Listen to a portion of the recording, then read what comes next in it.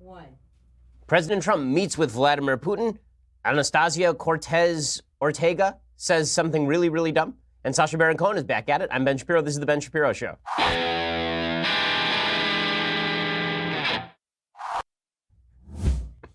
I always screw up that lady's name, and I don't know why. Maybe it's just really long. Well, we'll talk about her in a little bit. First, I want to say thanks to our sponsors over at Boll & Branch. So, if you are not sleeping as well as you ought, that is because your sheets are not as good as they ought to be. And that is where Boll & Branch comes in. Everything Boll & Branch makes, from their bedding to their blankets, is made from pure 100% organic cotton. It means they start out super soft. They get even softer over time. You can buy directly from them. So you are essentially paying wholesale prices. Luxury sheets can cost up to $1,000 in the store. Boll & Branch sheets are only a couple of $100. I sleep on Boll & Branch sheets. They are amazing, and I love them. That's why we've thrown out all of our other sheets, and we only have Boll & Branch in the house. Even 3 U.S. presidents sleep on Boll & Branch sheets. Shipping is free. You can try them for 30 nights. If you don't love them, send them back for a refund. You're not going to want to send them back. There's no risk, no reason not to give them a try. To get you started right now, my listeners get $50 off your first set of sheets at bollandbranch.com, promo code Ben.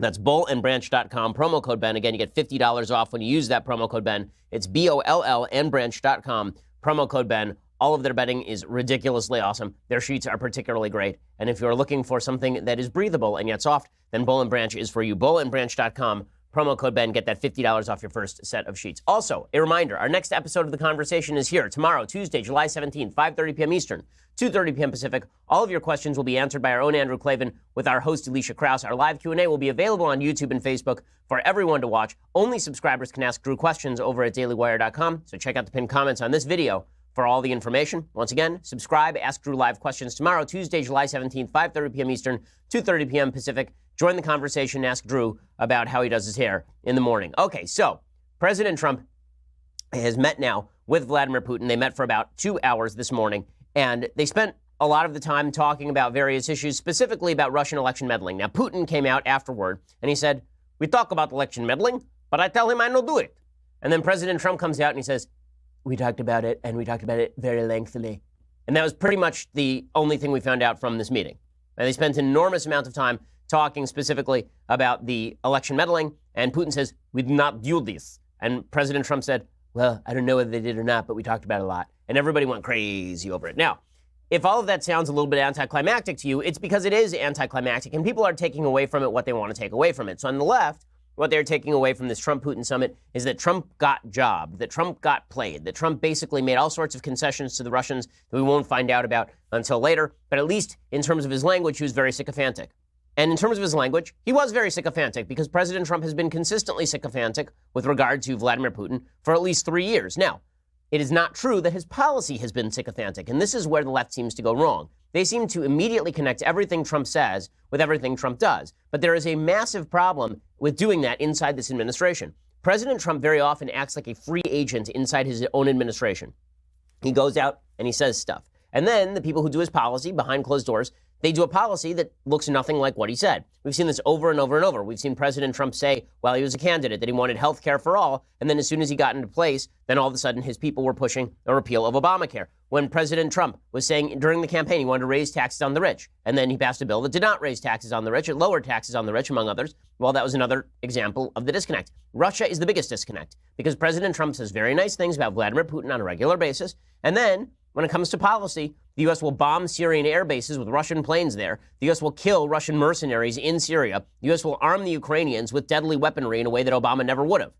So this massive disconnect is confusing a lot of people, but it does show that inside the United States, inside his own administration, there are a lot of people who are not taking his verbiage seriously. And I don't think Vladimir Putin is taking his verbiage seriously either. There seems to be a concept out there that Vladimir Putin is going to look at Trump and think, wow, that guy's a softie. He's a softie. I take over Lithuania now. That's not going to happen because Putin does not take his words all that seriously. It is also worth noting that in the first year and a half of their administrations, Bush and Obama were not much better when it came to signaling softness with the Russians. You remember George W. Bush got together with Vladimir Putin after 9/11, and he said he looked into Putin's soul, and he saw something magical there. Yeah, what he saw was Putin looking at taking over Georgia. And then Barack Obama in 2012 said he wanted to grant flexibility to the Russians, and then he proceeded to grant the Russians Crimea. So all of this talk about Trump is universally and strangely and in weird fashion pro-Russian, that may apply to his rhetoric, but it certainly doesn't apply to his policy. Now, when it comes to his rhetoric does kind of suck.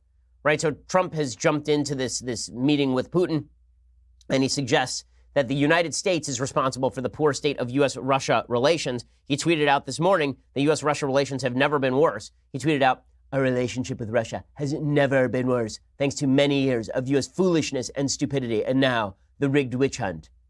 Okay, well, that's not great, because none of that is true. The reason that our relationship with Russia sucks is because Vladimir Putin is a thug and a dictator who's attempted to expand his sphere of influence broadly across the region, everywhere from Iran to Kazakhstan. And you've seen President Putin, you've seen him seize power and keep himself in power for nearly 20 years over in Russia. At this point, it's not because of U.S. foolishness and stupidity alone. It's because of Vladimir Putin being Vladimir Putin. And it's not because of the rigged witch hunt, okay? It's not because the Mueller investigation is going after Trump. Now, in a second, I'm going to talk about how this plays in and why this makes people think that Trump is in the Russians' pocket. I don't think that's what's happening here. And I'm going to explain why the Mueller investigation plays into Trump's picture of Russia in just a second. But suffice it to say that that comment is really dumb, and it leaves people believing that Trump is much more pro-Russia in his policy than he actually is. And then Reuters asked Trump about that tweet, and Trump said, "We've all been foolish. We're all to blame. We have a chance to do some great things." And he highlighted stopping nuclear proliferation. He said, "The probe is a disaster for our country. There was no collusion." He said, "I think that we're all to blame on all of this." To show how bad this tweet was, the Ministry for Foreign Affairs for Russia tweeted out agreeing with it. Right? Russia tweeted out, "We agree. We agree." So Trump says, "It's our fault." And Russia says, "We agree." Now, let's be clear. If Barack Obama had said this, I'd be all over him. I'd be all over him. And so it would behoove me not to be a hypocrite. President Trump should not say such things because this is gross. Okay, when the President of the United States blames the United States for our conflict with Russia, that is just silly in every available sense. But I think what's really going on here is something else. So what's really going on here is that the President of the United States really, really, really does not like this Russian collusion investigation. And he thinks that because the Russian collusion investigation is a witch hunt against him, it is also a witch hunt against Russia. These are not the same thing. These are not the same thing. And this is where we go back to late on Friday last week, Rod Rosenstein, Deputy Attorney General, he announced there would be 12 indictments coming down of Russian citizens who'd been responsible for working to hack into the DCCC and the DNC and to the Hillary Clinton campaign. So Rod Rosenstein announced last week that we're not Republicans, we're not Democrats. This is just about going after people who violate the law. When we confront foreign interference in American elections, it's important for us to avoid thinking politically as Republicans or Democrats, and instead to think patriotically as Americans. And this is exactly right. Okay, Rod Rosenstein, for all the problems that you have with Rod Rosenstein, what he says here is exactly correct. I don't think that Russia colluded with the Trump campaign to skew the election away from Hillary Clinton. I do think that Russian sources attempted to hack into the election, the DCCC and the DNC. They attempted to screw with the election itself. And so when Rosenstein says we should worry about the law, the law breaking, we shouldn't worry so much about how it affects either of the parties, he's exactly right about this. And as we discussed last week, the indictment itself, the indictments are pretty telling. There are a few things to know about that, right? It is pretty clear from these indictments that GRU agents, that would be the newfangled KGB, 12 GRU officers knowingly and intentionally conspired with each other and with persons known and unknown to hack the emails of the Clinton campaign, the DCCC, and the DNC. Around April 2016, the conspirators began planning how to release Hillary Clinton's emails. Around June, they began releasing that material via DC Leaks and Guccifer 2.0, and they spearphished John Podesta as well as other top Clinton campaign officials. They got a lot of material. They also released some Republican material from 2015. The hackers created Guccifer 2.0. Roger Stone, who was very close with the Trump campaign, he repeatedly defended Guccifer 2.0. He seemed to be working with Guccifer 2.0, but that doesn't mean he necessarily knew that Guccifer 2.0 was actually the Russians, or that he was talking specifically with President Trump about directly interacting with Guccifer 2.0. Guccifer 2.0 was also working with WikiLeaks. According to the indictment, the conspirators also used the Guccifer 2.0 persona to release additional stolen documents through a website maintained by an organization that had previously posted documents stolen from U.S. persons, entities, and the U.S. government.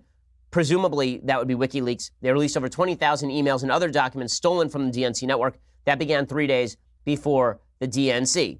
As you recall, President Trump has been saying all along he doesn't think that the hacking was actually the Russians. He thought that it was a 400-pound man living in his mother's basement or some such nonsense. And then there were a bunch of conspiracy theorists, including some pretty mainstream voices, who suggested that it was all Seth Rich, that it was some DNC staffer who had actually leaked all of these emails to Guccifer 2.0, who had released all of them and then they suggested that Seth Rich was murdered over that. There was no evidence for any of that, and it turned out to be false, right? All of this turned out to be false. Well, here is the problem. Here's what the left perceives, and then here's what the right perceives. And I think that there's some elements of truth to the perceptions of both, but the truth lies somewhere in between. So what the left perceives is that President Trump was very pro-Russian since the beginning of the campaign. This must have been because he was in Vladimir Putin's pocket. And then when the Russians started hacking, it was pretty clear that it must have been that Trump was coordinating with Russia to make all of that happen, because that's the only way Hillary Clinton possibly could have lost this election, is if Donald Trump and the Russians conspired to steal the election. And then they say, well, now Trump is being super pro-Russian and super anti-probe because he knows the probe is going to find something, and because he believes that the Russians were the people who got him elected and he's best friends with them. Okay, so here's what they're right about and here's what they're wrong about.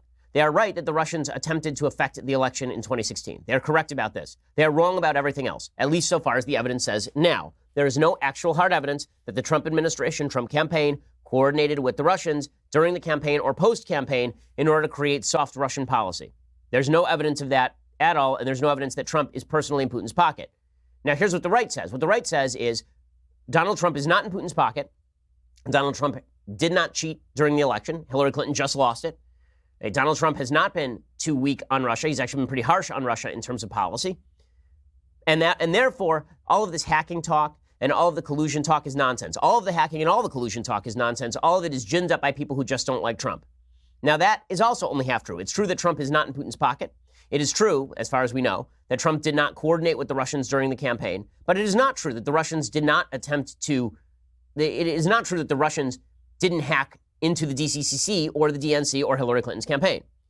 So I'm going to tell you the real story in just a second, and then we'll see how these two narratives play into what the right and the left are saying about the Trump-Putin summit. First, I want to say thanks to our sponsors over at Betterment. So Betterment is the largest online financial advisor. They're designed to help customers build wealth, plan for retirement, achieve their financial goals. Here's the reality. You think about spending time playing the stock market or investing in real estate. How much time are you actually going to spend on that?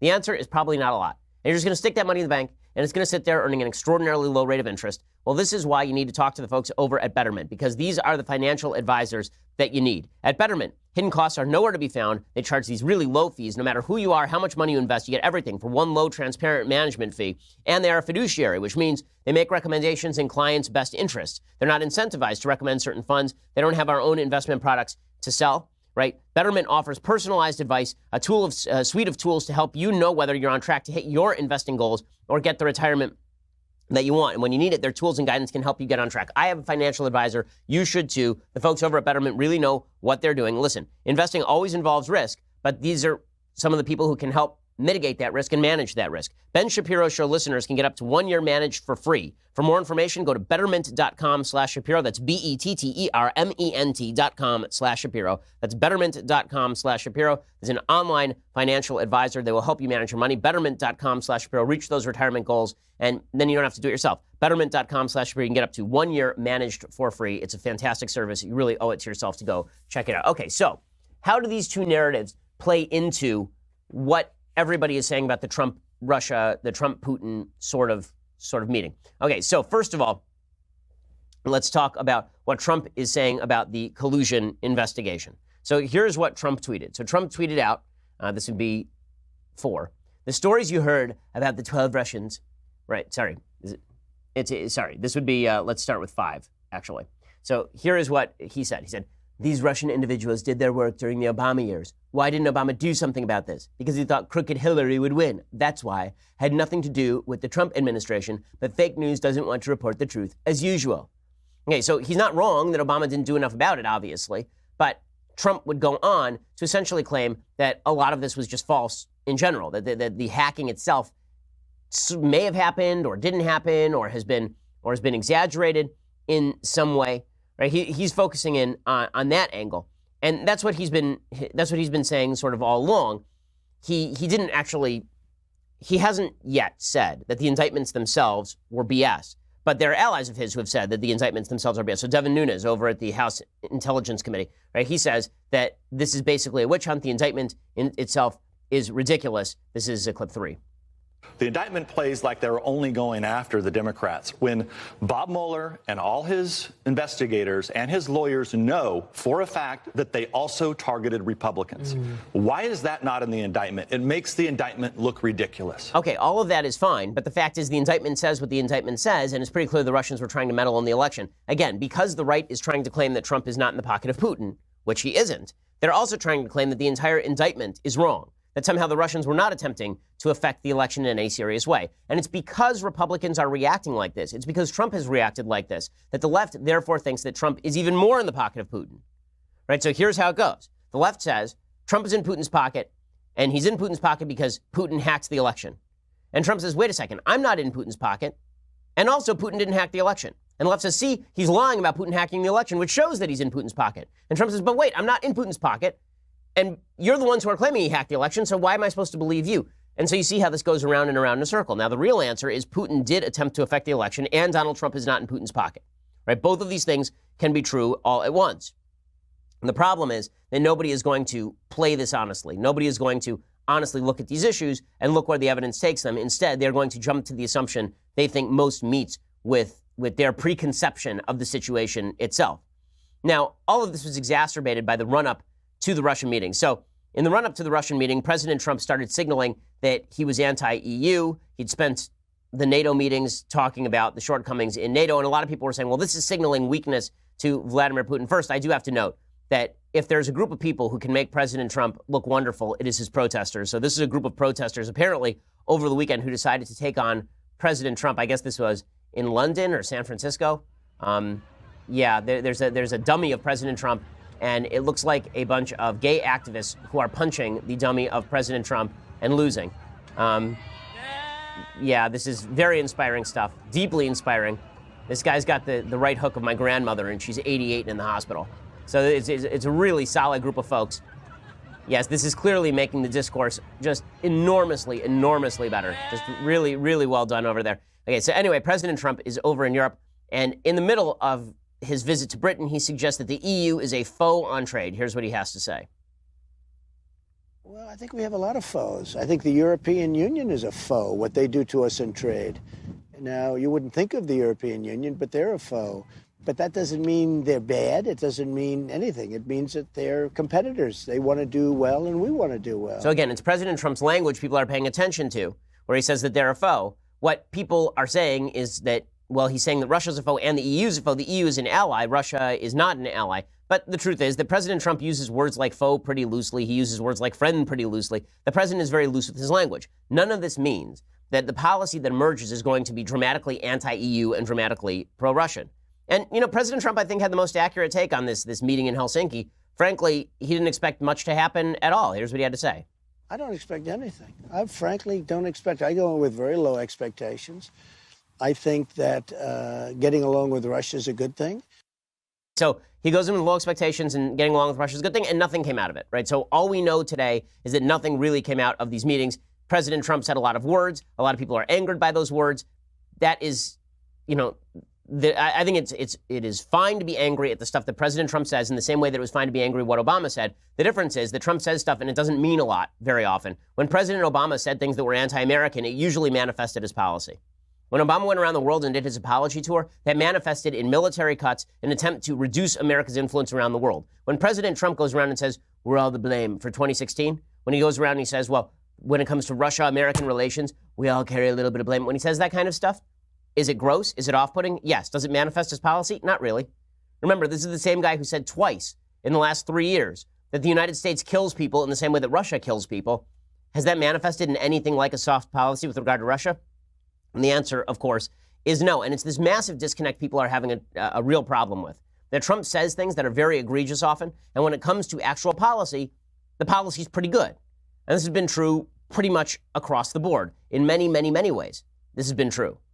Right? The President of the United States says a lot of stuff, and nothing much comes of it. So here's what President Trump tweeted out about the upcoming Russian meeting. So he tweeted a bunch of stuff. He tweeted, the stories you heard about the 12 Russians yesterday took place during the Obama administration, not the Trump administration. Why didn't they do something about it, especially when it was reported President Obama was informed by the FBI in September before the election? Okay, then he continued along these lines, and he said, Congratulations to France, who played extraordinary soccer on winning the 2018 World Cup. Additionally, congratulations to President Putin and Russia for putting on a truly great World Cup tournament, one of the best ever.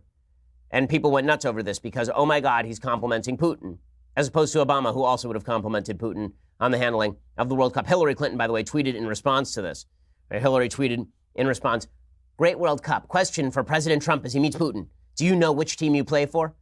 Well, Hillary, he doesn't play soccer. Unlike you, he's the president, so there's that. But when he says, great world, which team does he play for? This is the left's misperception, that Trump plays for Team Russia. No, Trump says a lot of stuff. So here is Trump's general approach to negotiations. Trump's general approach to negotiations is he tries to win you over. He tries to be really nice to you. He tries to be really suave and debonair and charming. He tries to charm you into a position where you like him. And then he hopes to get something out of you. Okay, that doesn't actually manifest in terms of him giving something over very often. This is what people are just going to have to deal with the fact that Trump says a lot of crap. He says a lot of stuff that I don't like and that I find morally off-putting. But when it comes to policy, it doesn't manifest all that often in policy. And you can tell that from the actual policy. But his tweets are, but we do have to note when his tweets are bad. So here are the rest of his tweets. The president continued. He said, heading to Helsinki, Finland. Looking forward to meeting with President Putin tomorrow. Unfortunately, no matter how well I do at summit, if I was given the great city of Moscow as retribution for all of the sins and evils committed by Russia over the years, I would return to criticism that it wasn't good enough, that I should have gotten St. Petersburg in addition. Much of our news media is indeed the enemy of the people, and all the Dems know how to do is resist and obstruct. This is why there is such hatred and dissension in our country, but at some point it will heal. So, again, it's all about President Trump. It's one of the off-putting things about the president is that everything seems to be about President Trump, except for policy. Now, here's the reaction to all of this.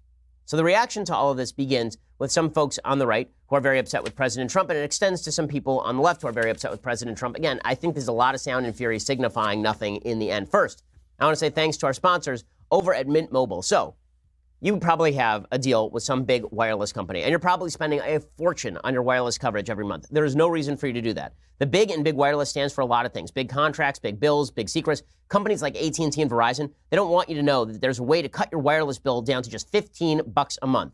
This is Mint Mobile, the game-changing company that's taken everything wrong with big wireless. They've made it right. Mint Mobile is proving to millions of Americans getting your wireless bill doesn't have to be the worst day of the month. Mint Mobile makes it supremely easy to cut your wireless bill down to just $15 a month. You use your own phone with any Mint Mobile plan. You can keep your old number along with all of your existing contacts, and then you can choose between 2, 5, or 10 gigabyte 4G LTE plans. No more paying for unlimited data that you will never use. And because you're not paying for unlimited data that you're never going to use, you get a much, much cheaper price. By the way, the coverage is just the same as it would be with one of these major carriers because my understanding is that they work with one of these major carriers to ensure the coverage. Every plan comes with unlimited talk and text, so you can safely annoy your friends and loved ones. And if you're not 100% satisfied, Mint Mobile has you covered with their 7-day money-back guarantee. So you can try it, see if it works out for you. Outfox that old wireless bill. Start saving with Mint Mobile. To get your new Mint wireless plan for just $15 a month, plus free shipping on your Mint Mobile SIM card, go to mintmobile.com/Ben. That's mintmobile.com/Ben. Mintmobile.com/Ben. And cut that wireless bill to $15 a month. Save yourself hundreds of bucks a year. Get free shipping on your Mint Mobile SIM card. Mintmobile.com/Ben. Go check it out right now. It really is a fantastic way to save money. Okay, so people don't actually understand that what President Trump says and what he does are two very, very different things. And so people are responding in, I think, rightly outraged fashion over President Trump's language because no president of the United States should be saying the kind of things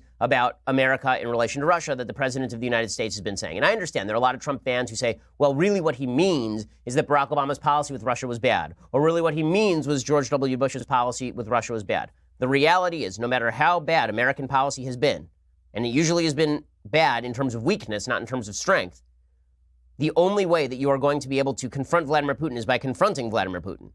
It's not going to be done with kissing his ass. It's certainly not going to be done by blaming America for Putin-America anger or dissension, because the reality is that Putin's been doing this since he got into office.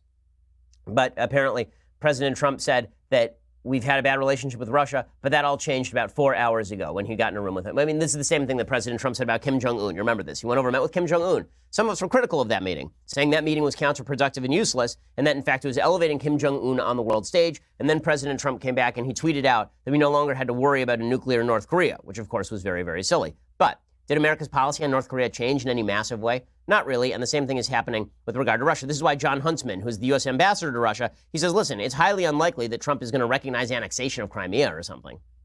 You can't rule out the possibility he might recognize Russia's annexation of Crimea? Highly unlikely. Crimea was a violation of international law. We all recognize that. That's U.S. policy. Okay, so none of this is going to manifest in terms of policy. Like, again, Trump keeps saying these things, and they're really, really dumb, and they're really, really ridiculous. But I'm not sure. I'm really not sure that it has any real ramifications. Again, I don't think that's me grasping at straws here. I think that there is a massive disconnect between the stuff Trump says and the stuff that Trump does in his office. I think that the president of the United States has so many things. By the way, President Putin presented President Trump with a soccer ball from the World Cup. So that's really exciting. I'm sure that, and then Putin said to Trump, the ball is in your court. Seriously. It's just yuck. Apparently, Trump criticized the focus on his campaign, and Putin apparently ripped on the indictments themselves. And again, none of this is good. All of this is really bad. He says, Putin said, as for who to believe, who you can't believe, can you believe it all? You can't believe anyone. So that's really great. All of this is just spectacular. So again, I keep saying it over and over because I don't think anything is changing here. Trump says a lot of crap. There are only two ways to read this. Either what Trump says matters or what he says does not matter. If what he says matters, he said a lot of bad stuff today. If what he says does not matter, then who cares what he says? And I think in reality, it doesn't matter a whole lot. I really don't think that John Bolton, I think the people who actually implement policy ignore President Trump a lot of the time. Yeah, I'm not somebody who believes that, having been to the White House, I do not believe that President Trump is sitting there playing 4D chess upstairs, micromanaging the workings of the cybersecurity profile under the DHS. I really don't think that's what's happening here. But we'll have to see how it plays out in terms of policy. It's just the president should not be saying these types of things. They should. Okay, so meanwhile, the Democrats are gearing up for 2020, and they are very, very much in love with a particular set of candidates. Joe Biden apparently wants to make a comeback at age 83. He's actually going to be 78, I guess, in 2020. And he says that President Trump's immigration policies make him ashamed.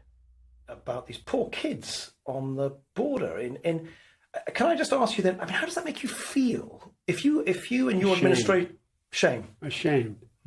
Makes me feel ashamed. I really mean it. I mean, it's and I'm proud of the response of the American people, Democrat and Republican. This is not America. This is not who we are. Okay, so this is going to be Biden's routine. It's not who we are routine is going to come back with a vengeance. And the reality, of course, is that a lot of these policies were implemented under President Obama in the first place. But the favorite of the left is not, in fact, Joe Biden. The favorite of the left is Anastasia Ocasio-Cortez. I'm going to get her name right this time. I always screw it up. And I'm not sure why that is. It's just a very long name. So she was on with Margaret Hoover of Stanford University. And Margaret Hoover was asking her on firing line about her beliefs about the Middle East. Now, let it be known, Anastasia Ocasio-Cortez, she's a 28-year-old former bartender. She has her degree in international relations. So watch as she begs off the question because she doesn't know where Israel is, doesn't know where the Palestinians are, and thinks that screaming occupation into the air means something. Watch this. This is amazing. What people are starting to see, at least in the occupation of Palestine, is just an increasing crisis of humanitarian condition. You use the term the occupation of Palestine. What did you mean by that?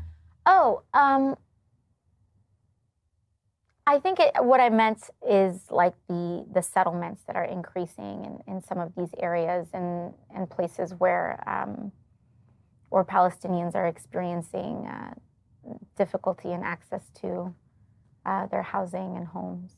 Do you think you can expand on that? Yeah, I mean, I think I'd also I am not the expert on geopolitics on this issue. Literally has an international relations degree. So let's be clear about something. If Anastasia Ocasio-Cortez were a Republican, is there any doubt that she would be labeled crazy eyes, nuts, doesn't know what she's talking about, stupid, affirmative action candidate? Right? This is exactly what they did with Michelle Bachmann and Sarah Palin. You remember it. They said it over and over and over about every Republican woman who was ever in a position of power. It was that she was stupid, she was affirmative action, she was only there because she was pretty, right? They did this about every Republican woman who ever reached a position of power that I can remember, except for maybe Condoleezza Rice, and they couldn't say it about her because she was black, and they didn't want to say it about a black woman. But there is no question that this woman is a dunderhead. It does show where the base of the Democratic Party is, though. If she says occupation over and over and over and doesn't know what the occupation is, doesn't know what she's talking about, has no clue, and then begs off the question and gets away with it, it shows you that the base of the Democratic Party is anti-Israel. It also shows how radical the base of the Democratic Party is. Pretty astonishing stuff. So Anastasia Ocasio-Cortez, who has been named by Tom Perez the future of the Democratic Party, demonstrating full scale why she is the future of the Democratic Party. She's ignorant, she knows nothing, but she will be considered a genius no matter what because she's a democratic socialist. Just incredible stuff there from the Democrats. Okay, in just a second, I want to get to Sacha Baron Cohen, who's making headlines anew with his new series. But first, you're going to have to go over to dailywire.com and subscribe. So for $9.99 a month, you can subscribe to dailywire.com. When you do, you get the rest of my show live. You get the rest of Andrew Klavan's show live, the rest of Michael Knowles' show live. Also, you've probably heard by now, I'm taking the Ben Shapiro show live this August to audiences in Dallas and Phoenix. You should know we have now sold out of our general admission tickets for Dallas. We're opening up the very last 800 seats available. We are almost sold out of our event in Phoenix. If you haven't gotten your tickets yet, you should get them now, or else you could miss out on the event entirely. So go over to dailywire.com/events to ensure that you've got all of that. Also, reminder, YouTube has manipulated the subscription feed to curate your choices. It means that users may not be notified if our channel goes live, even if you subscribe to the channel already. In order to make sure you receive notifications for our live videos, you should not only subscribe to Daily Wire on YouTube, but also ring that little bell so you know when we post new content. When you subscribe, by the way, get the annual subscription, not the $9.99 a month one. You want the better one. You want the $99 a year one, which brings you this. The Leftist Tears Hot or Cold Tumbler, the very greatest in all beverage vessels. Go check it out right now, and you will not be disappointed. We are the largest, fastest growing conservative podcast in the nation.